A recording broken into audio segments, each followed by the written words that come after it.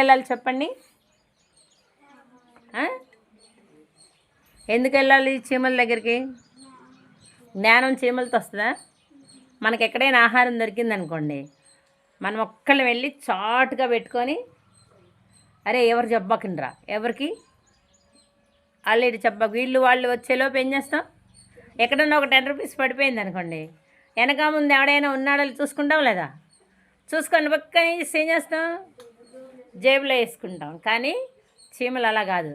ఇది ఆహారం ఇక్కడ ఉంది అంటే ఇది తినకుండానే వెళ్ళి ఇంకో దాన్ని పిలుచుకొస్తుందంట. ఇంకా 2-3 తీసుకొచ్చి రండి పలానా చోట ఆహారం ఉంది, మనము తీసుకొచ్చుకుందాం రండి అని చెప్తుందంట.